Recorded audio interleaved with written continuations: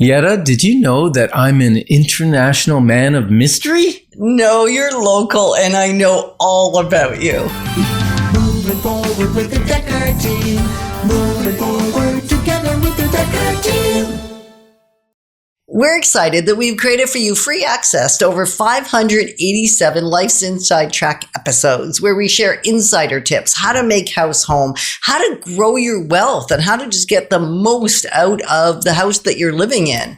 And the great news is you can get access to them from home, from the office, or on the go. And if you want to get them all the time, let us know and we will make sure we send you out the newest episode on an ongoing weekly basis. And, this time we're going to explore the whole international, local, or further away, but still in the same country type of real estate. We're going to explore what do we do and what might be available to you. Well, we do all three. Yeah. And it's interesting. And so we're going to explore some of the pitfalls. Yeah, the pros and cons. We're going to stick on the pros and cons idea because everything has its pro or its con, right? Yeah, there's nothing that's perfect. No. It's a good thing that the P in perfection stands for poison. P in perfect stands for poison. That's why I'm so glad you're not perfect. Yeah, and I'm glad you're not because that would be true for both of us. And so as we look at local real estate, what are some of the advantages? Or the pros. Yeah, well, if you're talking local, I think is like in the same town you're in. Mm-hmm. It's easier to have market knowledge. Yep. It's easier to get to if it needs some maintenance. Well, and you may, even if you have a property manager or you have a team of people that take care of it for you, you may be using those same people for your own home to do maintenance. And so it's just a spillover. So it's just easier to care for because you're already in the process of dealing with something local, like even grass cutting. Yeah, easier to have contractors that you know and you trust because you're already in that market, right? And it's also easier to keep an eye on it. You can drive by it every once in a while, make sure there isn't craziness going on, right? Yeah. Make sure that the gutters aren't hanging down off the eaves or the roof hasn't blown off a shingle or whatever, right? It's just easy to monitor. Right. And one of the cons, one of the not so good things is that if it's too close, there may be a request to do things that you wouldn't otherwise be requested to do. I mean, we've had some real close, and it's like, would you come change my light bulb? It's like, seriously?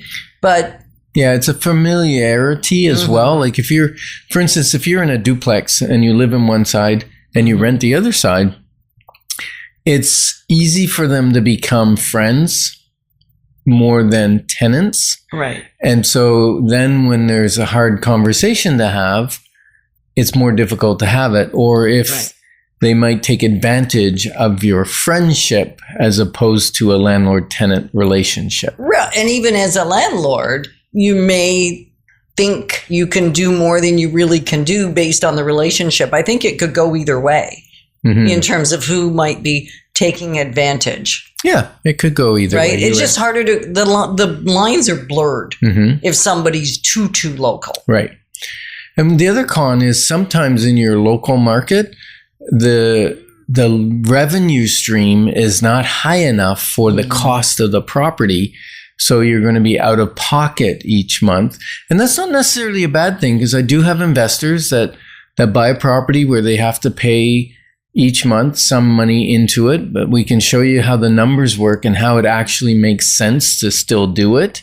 Right, because you're investing into the overarching value and a mortgage is being paid down. Yeah, you're investing monthly. So if the mortgage is going down, say, $1,400 a month and you're short $300 or $400, what happens is you're putting in $400, but the mortgage is going down $1,400. So you're still plus $1,000. Right. And so I like to think of it as like if you were making monthly payments to your RSP, for instance, would you do $400? Could you do $400 a month? And if you can, then it might be better to spend that $400 a month and buy a piece of property and because of the leverage. And we're not getting into all that good stuff today. But there is other episodes that break all that down. Absolutely. So if we touch on something, you're saying you didn't give me enough, Ken and Yetta, you keep doing that. Know that with the over 600 episodes we've done, you can go find it. Yeah. Yeah, it's there. And then the next one would be, you're out of town. You're still maybe in the same province, same country. Sometimes it's a different province, but same country. The pros with that is same exchange rate, same laws typically. Same currency is what you same mean. currency, yeah. Same laws, same or similar laws. Unless you go into like Quebec, then you got a different laws. But if you stay, say, in Ontario, then the Tenant Act is the same no matter where you are. The currency is the same. But you can go into a town where maybe rents are high and prices are low and make positive cash flow by investing in a town that's outside of your geographic area. Then you have the cons of, now you got a property, you need a property manager. It's not local. It's not easy to keep track of. And you also have the challenge that although it may cash flow well, it may not increase in value at the same rate. Right. So appreciation of the actual asset may be slower than in your actual market if you bought it where you lived. Yeah, and that's part of the strategy that we do when we do a strategy consultation on investing is, what are your goals? Is it cash flow? Is it to supplement your income? Or do you have lots of income and you want to build future value and growth and have tax advantages? Well, then a negative cash flow property in the city you're in may be the right answer for you. And so we look at all of that and determine, do you want a very much newer property that has very little maintenance, or are you willing to get a lower cost property with more cash flow that you have to do maintenance or upgrades on that will ultimately increase the value of it? And maybe you can increase the rent by changing out a tenant because you're renovating. So you buy a property that's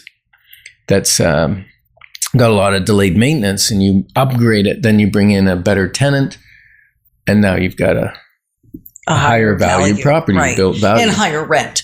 Or do you go international? Do you go far away? So some of the pros there, at least for us when we did it, was because we wanted that place for ourselves. Yeah. And so we wanted to go there part-time, but we don't want to go there full-time or even very part-time. So then moving into a rental situation where we bought internationally gave us access to stay in our own home when we're not at our regular home. And we rent that, but then again, there's higher carrying costs, higher maintenance costs, higher management costs, but it's cost of doing business, right? So we've got our dream home in another warm country that we can go to a week or two in the wintertime or a few weeks, and it's still paying for itself primarily due to the rental income. So that gave us the best of two worlds. Now, pros and cons for that international thing.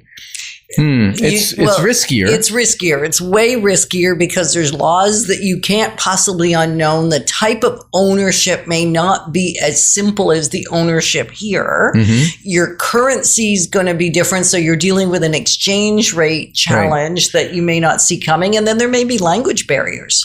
Yeah. And the positive, though, is you're dividing your risk somewhat because now you have some of your investment in a different country, in a different currency, and they may accelerate because it's in a vacation area. It may continue to accelerate when the market in Ottawa or Toronto or wherever stalls out. Right. So you've got that diversity. And so exploration is the bottom line, could be half the fun of this. So if you're thinking international, local, or somewhere in between, let's have a clarity call and sort that out. Yeah. So thanks for growing alongside of us because we're passionate about all of us being positioned for generational legacy. Moving forward with the